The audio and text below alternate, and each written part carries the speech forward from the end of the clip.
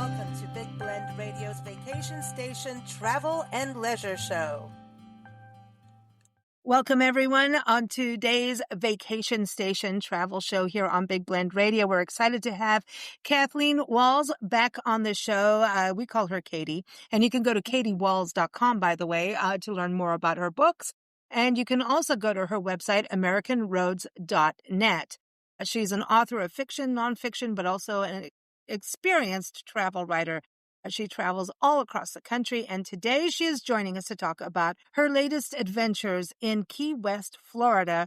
And you know what? This is like fun times and a lot of history, right, Katie? Welcome back. How are you? It was a great trip. Key West it's a world unto itself. It's totally different. I went down there. I stayed in the Perry Hotel, which wasn't in the midst of Old Town, which is kind of good because Old Town is very bustly and very busy. And Perry Hotel was just on the lakefront, beautiful place. So it was much more relaxing. And I was looking over the pool, which I didn't have time to go swimming in. But it was nice to be able to look at it. And they had great food. So when I came back, I had something to eat.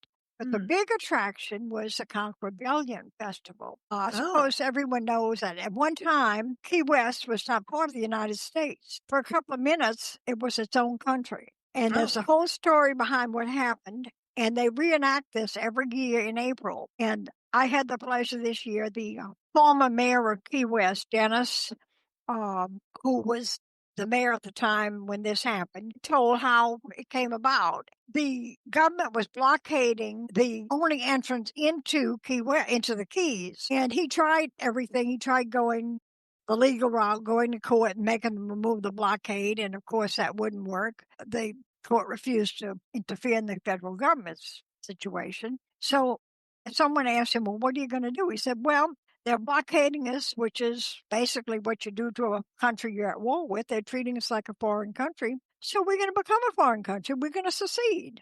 We're going to be the Conch Republic. And this was in 1982, right? So this was in the 80s. You would think this was something a long time ago. No, this was fairly recent because the automobiles were coming in. It was killing his commerce of business. So anyway, he then became the prime minister of the Conch Republic. And they did that. They used some really rough weapons. They were hitting people on the head with stale Cuban bread. And they fired water hoses between the ships. So nobody got hurt.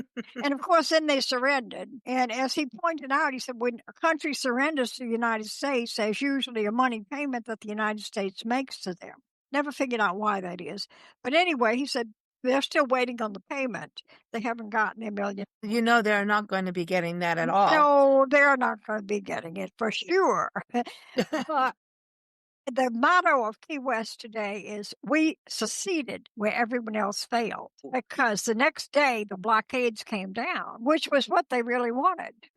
So I had a great time in Key West. There's so many different museums to visit there. Mallory Square is a great place. If you go into Key West, Mallory Square is a great place to start and end your day, because at sunset they have all sort of activities, and the sun, of course, is setting right in front of you, which was where many of the activities for the Conch Republic Festival were. Did you go to the Ernest Hemingway Home and Museum? Yes, I'm a cat person. I knew you had to. So my first thing was like, did you go to the Hemingway house and play with his? How many toes are they? 9-toed cats or what? They're mostly 6-toed cats, and they're all descendant of a cat he was gifted many years ago. He was gifted a cat called Snow White from a Captain Dexter, one of the ship captains that he knew. Many of these cats today are the offspring, and obviously Ernest Hemingway liked cats, so they're very happy there. And he named many of them. There's the grave tombstones of the ones. Kim Novak is there, and many were named for the movie star friends of his. So that makes it interesting. And the cats are very comfortable and they're very friendly there. Most of them will let you pet them. Like any cat, if they don't want to be bothered, they'll just turn their back and walk away from you. But it's a really neat experience, and it's all set up as it was when Hemingway lived there. I've always, I think Hemingway, the whole family was kind of an interesting group, right? And oh yes, there was a lot of traumatic things that happened in that family on the sad side of it. But I think sometimes artists and writers like that, there's stuff that makes you write, and it's kind of therapy. We're different, and that's how we learn why we write. Maybe it's because we are different. We don't think exactly the same way as other people. Sometimes that's good, and sometimes it gets people in a lot of trouble. Yeah, I think and he liked the bottle, but what I've heard is he Oh, didn't he really did. drink, but he only drank once he'd finished something or at the end of the day after his writing. He never drank while he wrote. It was after the fact that he would Very, drink. very probable. Then he needs, Who knows? I've been working so hard, I gotta have a drink. Yeah. I mean, it's, and then you're in the Keys, and I don't think rum is far away. And I know Oh, he liked no. Havana So a lot. point out to you when you're down there in Mallory Square, you're closer to Cuba than you are to the nearest Walmart. Wow, that's cool. It's a way Sorry, to but think of that's it. cool. That's It really is cool. That's one of cool. the So yeah. So what is it like? I mean, for people living there, are they living like well, very in Old locally? Town, it's a very tiny, small town. I got a feeling most people know one another. Coming in as a visitor, you're faced with very difficult parking situations. Well, you went Very through a tight festival park. too, right? So it was Right, what part of makes it. it but Key West is always doing something. There's so Okay. much going on there, and so many things. The museums themselves, just you could spend days just going through the museums. I would like to have spent more time in many of them that I saw, and then even some of the little small ones that have a big Yeah. impact. That's like Sails to Rails. It's a little museum, but it's telling the history of the ships, and even more important, Flagler, because Flagler is the one who really put Key West on the map, Hmm? putting that railroad through, because otherwise you couldn't get there by land. It made it very difficult for people to go there. He's very revered. And Harry Truman, where visiting the little White House gives you a real insight into that. Our guide there, he was just really good, Steve. But he always referred to him as Harry this and Harry that. And he told some of the neatest story. One of my favorites things there's this beautiful card table. Apparently, Tillman liked to play cards, and he wasn't out to make money off of anybody or anything. It was just he enjoyed it. It was fun. And the pool table was all made out of native wood, and there's little slots, of course, for the coins to go in. The slots, the chips. Mm-hmm. And especially in that time, gambling being illegal, they didn't want people who might not have liked him, not his friends, to have known about the card games. So they built this beautiful cover that fit right over the table, matched it perfectly. And of course, you didn't see any of the slots for the clips or chips or anything. Later on, many years later, when Kennedy was visiting there and he met with one of the English higher ups, they were discussing, and this was right before the Bay of Pigs. Bring up, yeah, that's like that time They were frame, right? discussing something and they leaked it out that it was some other situation. But apparently they were talking about planting the Bay of Pigs. So it was not only done as a cover up, it was at a covered up table, which I thought was really cute. Then one of the other really neat museums, and this is right in Mallory Square. Back in the day, the people made their living. It was the wealthiest city in the United States because people made their living off the shipwrecks. And Mm. this is the Key West This is the shipwreck. museum. I want to go to Key West Shipwreck Treasure Museum Oh, because yes, you definitely do.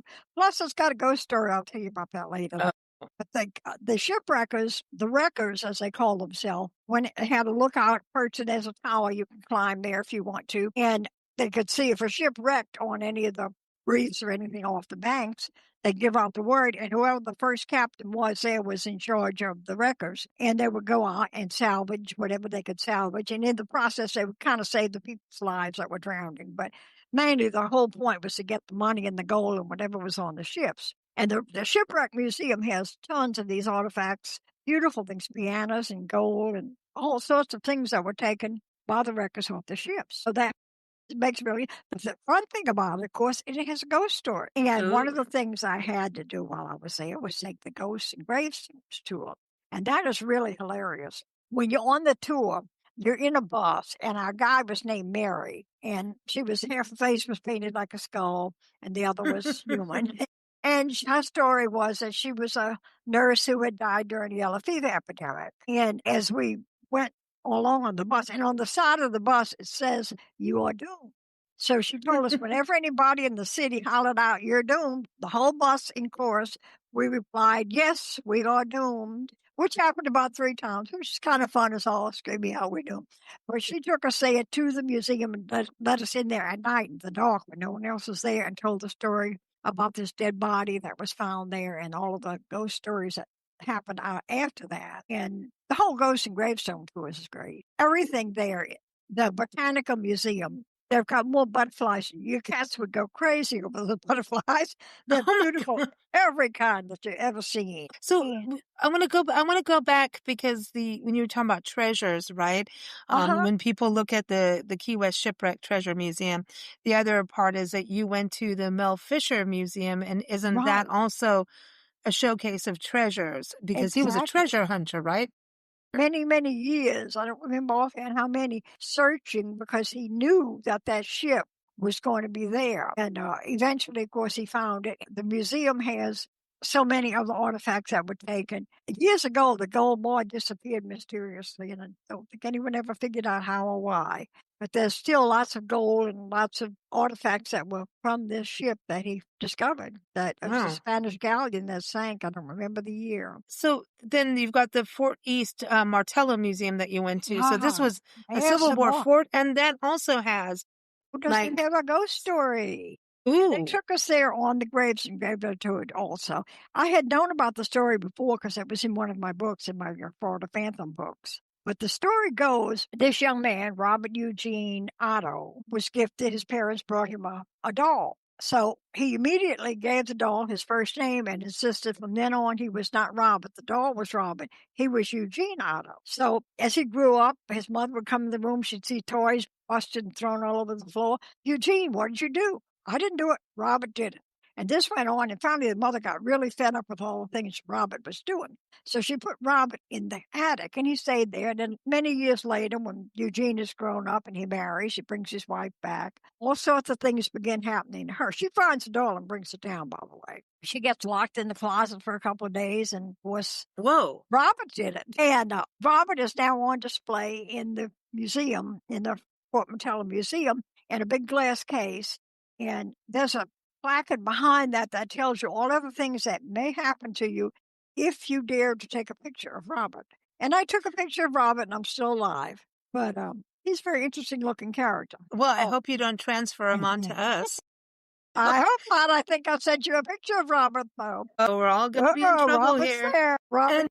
And speaking of that, Katie has an article. The link is in the episode notes, so you can read her article. So everything, you're hearing about is listed in there, and you can see some photos as well, which is fantastic. So yeah, so the museums to me are really cool because also one thing I'd love to see, like when you go to a destination as a travel writer, I also, for everyone, when you go to a new place, I always think it's kind of cool to go on tours, which is what you did with the Ghosts and Gravestones tour.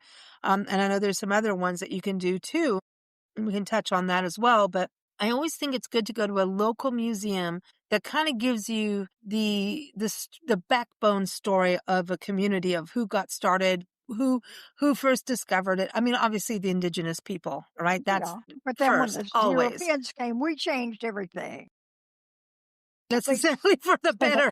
Well, I recently saw, this is locally, not in Key West, beautiful bumper sticker, which I'd like to get, that said, we were all immigrants once. Uh, Exactly. That got to me. Yeah. But yes, because the museums tell you how and why. The little, like I said, the Rails and Trails Museum, Sails to Rails, I'm sorry, Sails to Rails, it's just a little museum, but you really get to understand how, with Flagler putting that railroad, which everybody told him, you're crazy, that can't be done. There's no way you can build a railroad there, because you're going across 1.7, Yeah, and on he that did. causeway. And Yeah. he actually lived to take his train to Key West. He didn't live much longer after that, but he succeeded. The other interesting thing is the cemetery at Key West. They have Ooh. some of the craziest tombstones. One of the grave plots, incidentally, is Eugene Otto, the family plot. Not only is Eugene and his parents and his descendants buried there, there's a burial of several of his little dogs that they had. And there's even a little deer named Alfina Oh. that's buried along. There's 3 dogs, and Eugene and his whole family are buried in this plot. And some of the cemetery engravings on the tombstones, there's 2 sisters. One of them was a hypochondriac, and her tombstone reads, I told you I was sick. Her sister's reads, I'm just resting my eyes. But No you can way. say something really crazy about the tombstone graveyard, when you go in there, I mean, we all trust Google to get us in and out of places, right?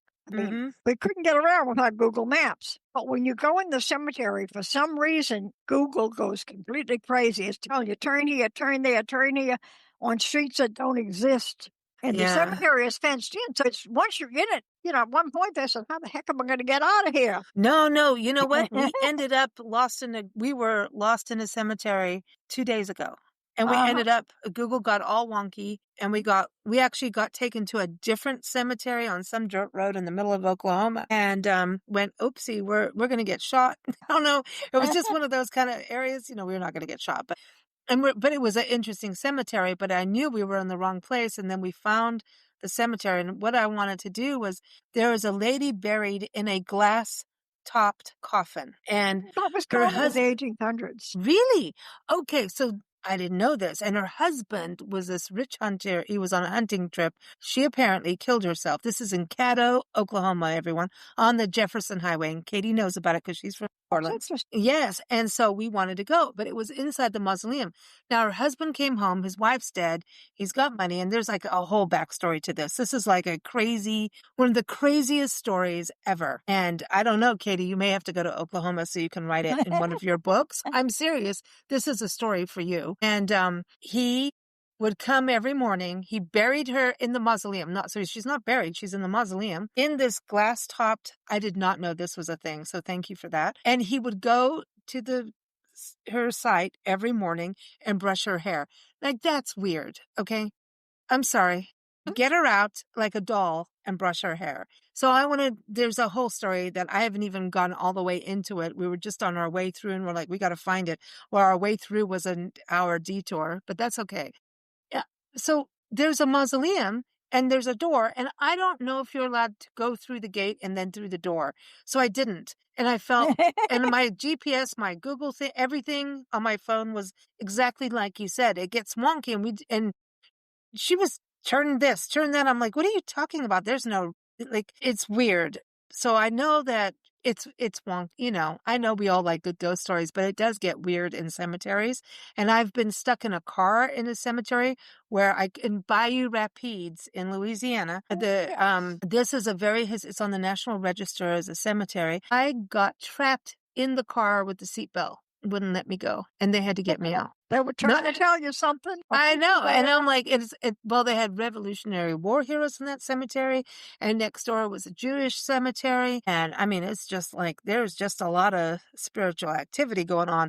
But I wanted since you've written all these books, because I feel weird even driving a car into a cemetery. Like, I do feel like, what are you doing? You could be driving over a body they haven't discovered yet. I don't know. It just feels weird. Yes. But should I have opened that door? And I just Probably erred not, on respect. But, I mean, if the guy didn't close it, whoever owns it now didn't close it, maybe he doesn't care if people go see her. Well, the door was closed and the gate was closed. I mean, if it wasn't locked, but you probably, it's like somebody's house, sort of. That's how I felt. I didn't feel right. And so I always go with that thing.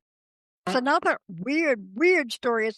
This is in one of my Florida Phantoms books, about a dead body in Key West. Similar to that story, but worse. This young woman, she was, I believe, from Cuba, back 1920s, and she had TB. In those days, there was no cure.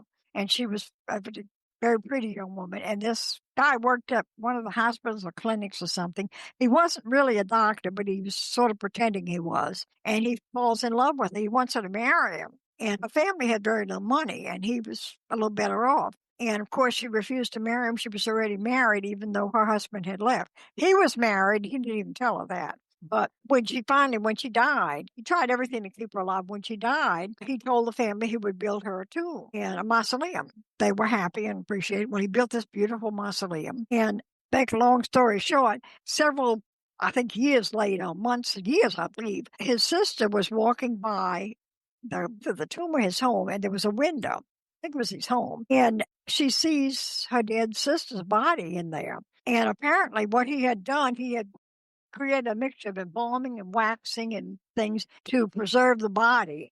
And apparently the time frame had passed that they couldn't even get him for desecrating a tomb. So he got away scot-free with it. And of course, they got the body and reburied it at some unknown location somewhere in Key West. But Wow. really Katie. weird fella. So so Key West, you've got some crazy stuff going on. Let's just put it that way. Like it's one of those places that you're going to get some interesting stories. And for you as a writer, not just as a travel writer, so you've got the travel writing thing going when you're there, but were you going, oh my gosh, I got to write about this for my haunted series. I got to write about that. Did you have that experience when you were going through there? Right. Well, the Robert the Doll, I had already known about the ghost stories because I had researched it, and the man that had the woman kept not alive but preserved. They didn't go into that on the ghost tour, possibly because no one really knows where the body is today. But when I was researching my Florida Phantoms book, when I first read this, I almost didn't believe it. So I went back and did some research and pulled up old newspaper clippings of because it did go to court. They had to acquit him because of the time frame, looking into that. But yeah, Key West is just one of those places everybody should go visit at least once. And once you go, you're going to want to go back again. It's just a fun place. And not only Key West, going in and out of the Keys, the Key Deer, Beautiful. Big Pine Key, is the only place in the country, in the world, where you will find the Key Deer. So this is a special deer species. Right. Florida panther, and then you have the key deer. The I didn't key know that. deer There was is smaller, probably because they had less land and less grazing territory, being on a tiny island. In the past, I had seen a key deer, and I wanted to find another one this time. So I'm looking in all of the wilderness spots, all of Big Pine Key. They have places designated as a refuge. So I'm riding around back there, and I had to get to Key West because I wanted to be there for one of the ceremonies that was going to happen on the Conch Festival. So I think finally gave up on God. I'm driving out from this wild kind of spot, and there in the middle of a Winn-Dixie parking lot, right in the back behind the Winn-Dixie, there's a beautiful key deer. You never know where you're going to see one. wow, I know. And a Winn-Dixie. And everyone, for those who don't know, in Florida, Winn-Dixie is a grocery store, as is a Piggly Wiggly. Right. Once in a blue moon, we see a Piggly Wiggly, and we go, "It's a Piggly Wiggly! Let's get excited!" You don't see them too many places anymore. No, but I love the Piggly. When we lived in Florida, I mean, like 30 years ago, the Piggly Wiggly was my grocery store down the street, but not anymore. But I want to also go back to the tours because I know you took a sunset cruise. We want to talk about that. But Yes, that was fun. tell us about getting around on the trolley, and then you said in your article that there's the Old Town, There's there's the Old Town several, trolley or right. the The Conch Old Town train tour. Trolley and the Conch train. The Old Town is it's a closed trolley. Pretty much it's the same company that has one in St. Augustine for anybody that's been there. And it's a very good tour, and they're very knowledgeable, and they tell you. However, and you can get off and on that one. But you're closed in, so for taking pictures, you're shooting through the windows. The Conch tour is an open trolley where you you do have a roof over you, but you're out there in the open. It's not hop on, hop off, but you can take better pictures. But both of them are fun tours, and both of them are very knowledgeable. A lot of them cover the same thing. One of the big things that everybody, especially the selfie people, all want to get to the buoy, Southmost buoy, Point Buoy. Both times when I passed by there was blocks long lines of people waiting to take their pictures. I don't want a picture about that. Well, everyone's got their thing, So, but people are all lined up for that. That's interesting, But going on these tours, I think that's the first thing to do when you get somewhere. Because It you gives get you an a good overview. overall, right? Yeah, you get your footing and you go, oh, I want to go back there, So once you get off the tour, you can make plans to do that. So I always think that. And then the museums give you, these points of real understanding. But I think sometimes the tours are even good to do before the museum because when you get to the museum, they just kind of go hand in hand. Let's put it that way. It just Right, they depends do. on the And the place. But tours give you that overall view, and you see where things are located, because getting around in Key West is not the easiest thing. Streets are narrow because it's an older city. It was built on an island. Key West is not very big. There's an awful lot crammed into that little place. Like, well, for the nature of the Key West Aquarium, it's right there in Mallory Square. There's a lot in Mallory Square. The Custom House Museum is just outside of it. It's just a building. It's just such a beautiful building. And it has a lot of the histories of the city, mostly presented through art. There are other artifacts in there, too. The other thing, too, you're talking about the Perry Hotel, and I find this fascinating because as soon as I saw that in your article, I thought, oh, is that going to be, the Commodore Perry from Right, and that's who it's the War of named for. 1812? And it turns out that he was in the Battle of Lake Erie, the War of 1812. And the Perry is his brother. I don't remember his name off the top of my head. Matthew. But his brother was the one who placed the American flag and claimed Key West as part of the United States. And that was 1822. So these guys were busy. Between 1812 and 1822, these brothers were conquering, man. It's fascinating. Yeah. The Perry brothers, there's a monument. He's part of the National Park Service up there. Up in Lake Erie area, and we've seen another monument when we were in Lake Erie in Pennsylvania, and they've got a beautiful state park there, and everyone should go. And you don't think about the brothers of these people sometimes, but this guy really he deserves a mention in his own name, Matthew, because of the fact that he was the one that claimed the keys. Yeah, that's it. The hotel is very comfortable. The nice thing about it too, if you don't want to do any driving while you're there, you can rent a scooter or a golf cart or take a shuttle into town or bike. Oh my gosh, I'm going for the golf cart. But you see a lot of golf cart. And you can go through a drive-through daiquiri, but you're not allowed to drink from your golf cart. But you can get through a drive-through daiquiri. Well, you live in Florida, so you're used to that. But now, did you eat key lime pie? Louisiana, you don't see that one in Florida. Louisiana, you get the drive-through daiquiri. Oh, yeah, you do. It's the drive-through liquor stores you have. That's what you have. Yeah, we have that. But the drive-through daiquiris, people say, well, they're giving you an open drink. No, they're not open. You know how that little piece of paper on top of your straw? Of your straw, that's right. Closed. The straw is sealed. If you take it off, that's up to you. Yeah, we didn't know. Louisiana is its own country. But it's no gambling in Louisiana either. That's not true. Oh, no, Lake Charles. Charles, because no, it's gaming. See, Governor Edwards wanted to bring the casinos in. But the Louisiana Constitution specifically says you are not allowed to have gambling in Louisiana. So he brought them in, but they're not gambling, they're gaming. Governor Edwards was a wordsmith. Oh. He was one of the most interesting politicians you could ever watch. We won't say one of the most honest, but one of the most interesting. But you got me there. You totally got me. I'm like, that's not true. I've been in casinos in Louisiana, Yep, they're not gambling. They're gaming. I just did a recording talking about how Texans go over to Lake Charles, that's a beautiful casino. I've been in it. Yeah, in Texas, they're not allowed to gamble. Oklahoma, there's casinos everywhere in Oklahoma with the Choctaw Nation, and it's like, okay. But then, I think the world's largest casinos in Oklahoma. The Native Americans are getting back at what we did to them. Yeah, well, they begrudge them a penny of it. No, and they did. The Apaches, when we were in Tucson, the state museum, the state historical museum, they have a whole section about the Apaches playing dice games from way back when, and they created their own dice. So it's kind of interesting. Even our native football. I was just in Tuscaloosa, Alabama, and visited a mountain thing, and they had the ground cleared. I would play these pre-Columbian Indian. They weren't Indians; they were Paleo Indians. Actually, played a version of between stickball and soccer, where they would hit the ball with sticks, and they had a whole set of rules, just like games have today. Oh, they do, and people would bet on it.